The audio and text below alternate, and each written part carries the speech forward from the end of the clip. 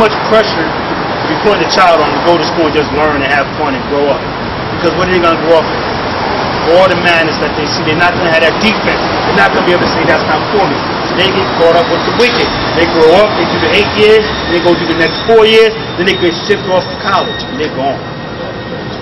Right? While the parents are working. The kid is gone. We see, we was riding one day, we was talking, and I asked these guys, you know, they was talking about the girls going wild. I was like, I'm at work. I work with all different types of people. But I'm with Caucasians. I'm in the vehicle with Caucasians. I said, that'd be I had a laugh at, you know, you can say whatever you want to say, just how you say it. So I made a joke out of it. I said, that'd be crazy, right? You and your friends sitting up late night, and you walk off to the bathroom, you come back, you see all your boys glued to you, oh, you're like, what they laughing at? And you peek, and you see they watching girls going wild. But yeah, it's your daughter they watching. It's your daughter they watching. How would that make you feel? That's why you must lock your children down. You must lock them down because they can get caught out, raise them up in the system, ship them off to college, and you don't know what they do. Next thing you know, you watch your own daughter on TV tomorrow. Your own daughter. Your own daughter. How is that going to make you feel? That's small. Right? You told everybody, I got a good girl. She's a straight A student. She's a straight A student. Your daughter done had 30 men at 18. Now she's in college getting blasted out.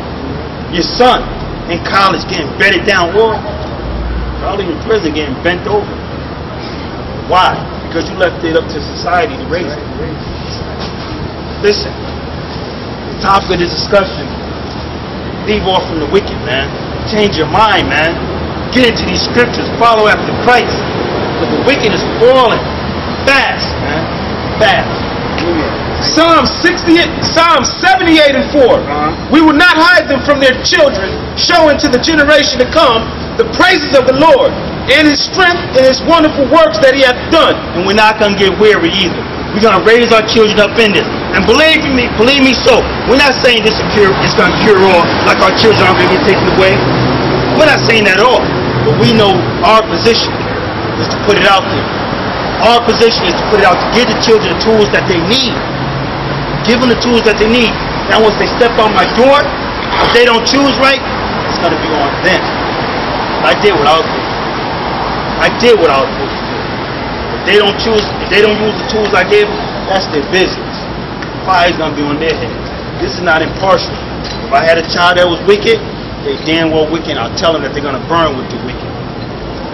They're going to burn with the wicked. We see in society people too impartial.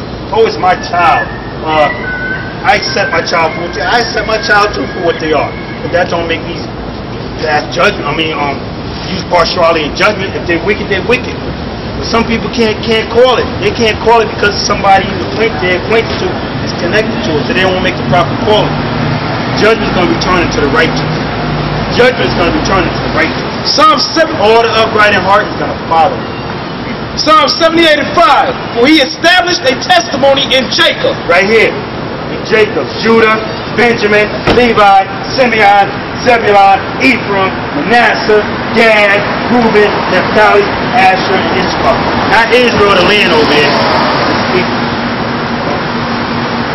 And appointed a law in Israel, which He commanded our fathers, that they should make them known to their children. Who is supposed to make it known to their children? Listen. I watch. I got eyes. I got ears. Most times tell me, look, pay attention. I watch. I see all these women taking a position, step up on a pulpit, and minister. And I listen to their message. And the message is not building up the men. The message is weakening the men. You see all the men now, they walking up in the church just as feminine as the women. They walking up just as feminine as the women. And it's the women residing over the church. But they're not telling them. They're not telling them. So the women need to take a seat. Give it to them now. 13:34. 1 Corinthians. Straight. Go ahead, Doc. Hey, man, walk straight through. We've been left the scriptures on Psalm 10. We hear it there, but we got a topic. We sticking to it.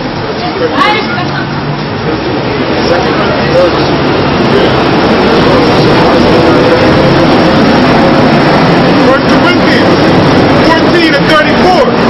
Let your women keep silence in the churches. What? Read it again. Let your women keep silence in the churches. Come on. For it is not permitted unto them to speak. For it's not permitted for them to speak. They must keep silence. But what do we see today? Oh, they popping up everywhere. Brother told me a woman called him to this is Reverend Smith. Trying to, get him to humble up to her. Because you're Reverend? Who gave you that position? The Most High called you in, or did you go to seminary school? And they gave you a license. Yeah, you went to seminary school. The Most High didn't call you in, because if you knew anything, you humble up. You take love. Read it. 1 Corinthians 14:34.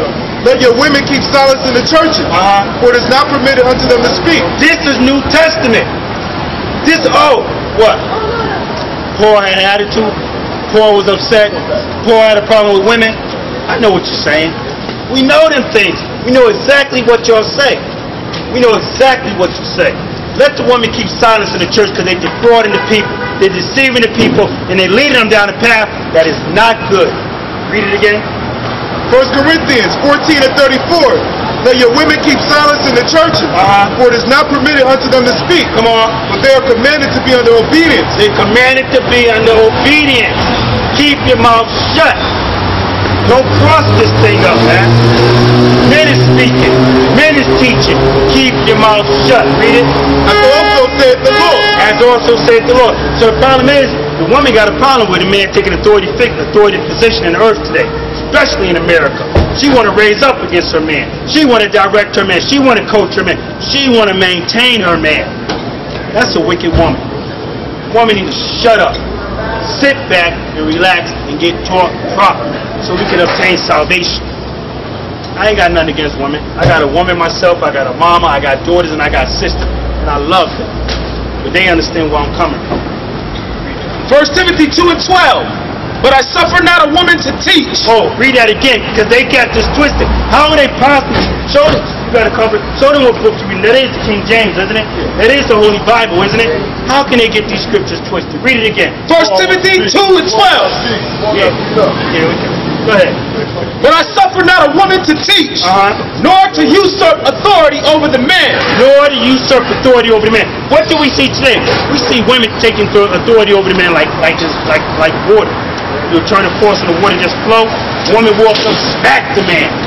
That thing always baffles me. How on TV they can show a woman walk up and smack a man, and they won't press no charges. Well, let that